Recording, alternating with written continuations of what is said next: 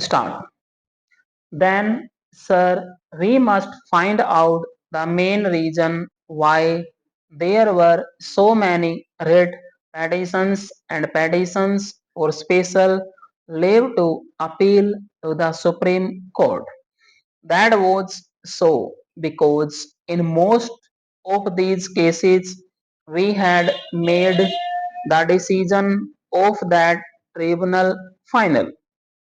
Now, under the Constitution, a Supreme Court has got the right to grant special leave to of appeal. That is naturally untouched stop. Similarly, the high courts have got the right of the power issue writs. Of course, I cannot say that it is all without justification. Probably many of those courts thought that in a matter where the aggrieved party had no remedy whatsoever, they should rather have the right to look into that matter. And it was from that point of view, probably, that we had so many appeals and so many writs issued by the High Court.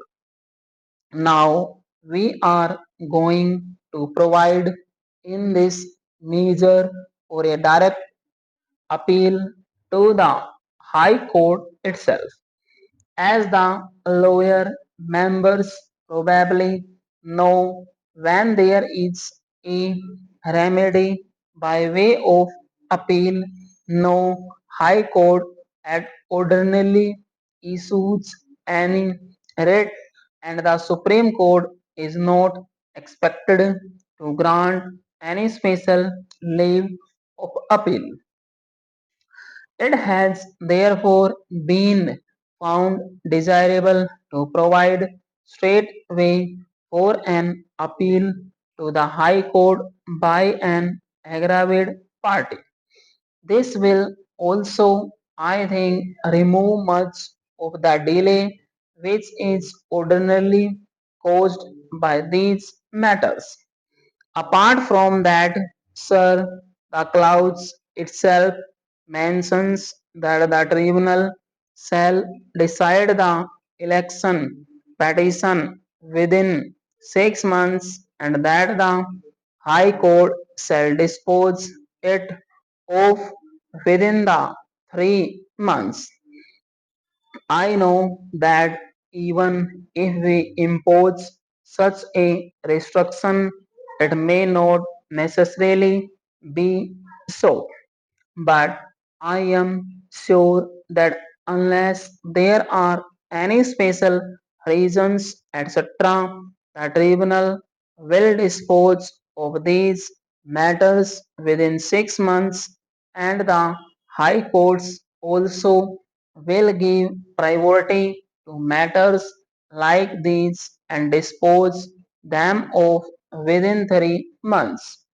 So, the honorable members will find that the present provision that has been made in this bill is much more satisfactory than the previous one.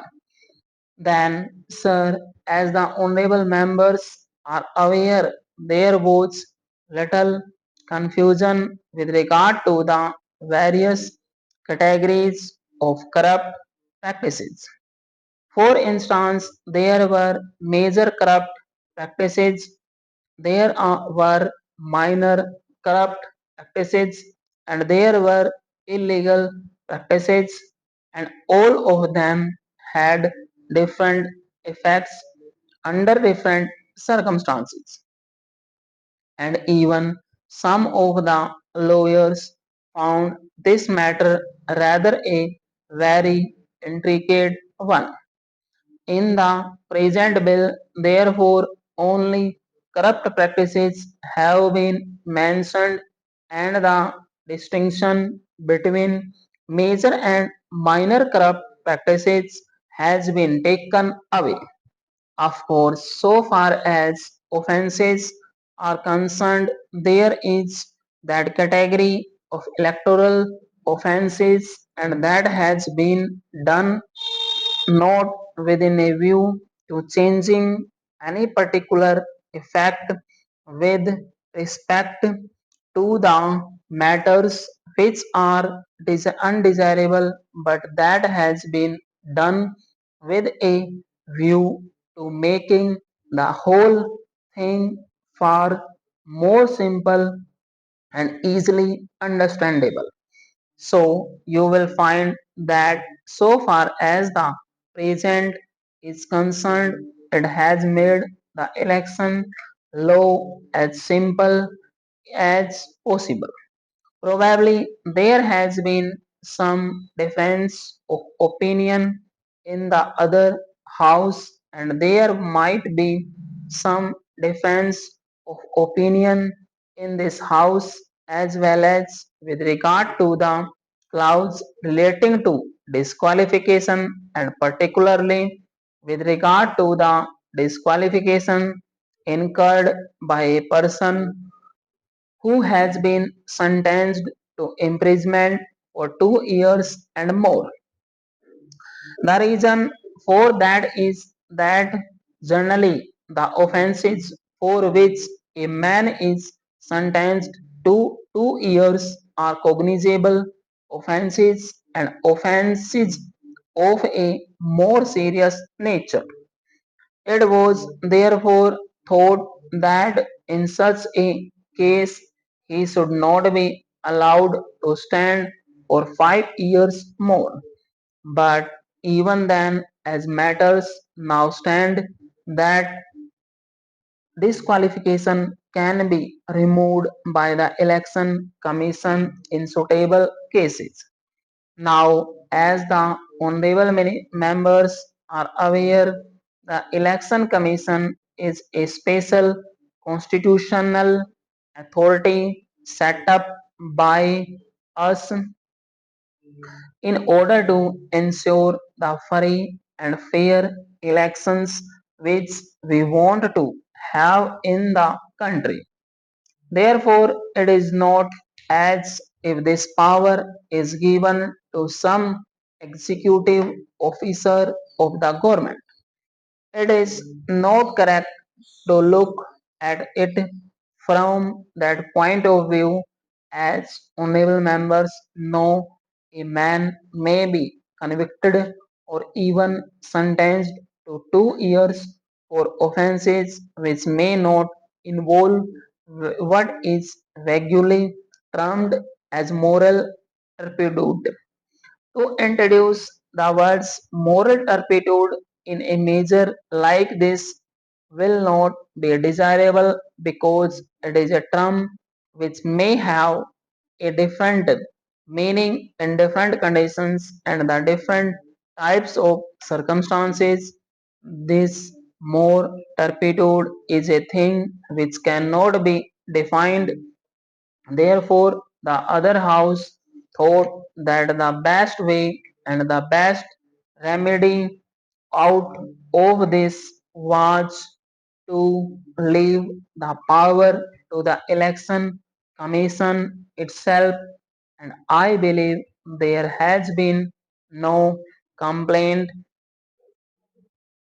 till now in any proper case that the election commission has ever hesitated to remove disqualification if it could be done.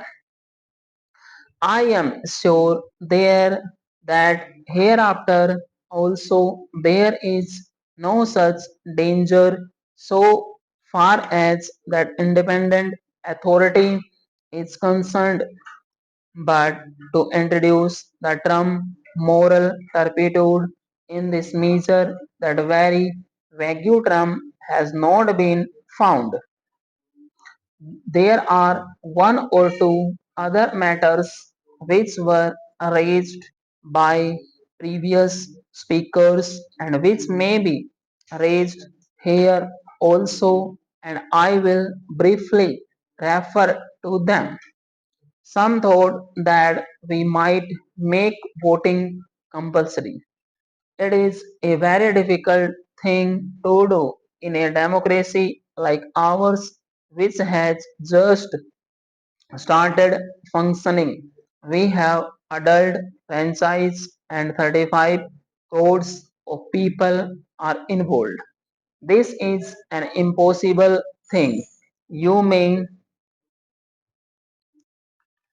involved compulsorily take a voter to the polling booth, but I don't know how you can compulsorily make him vote.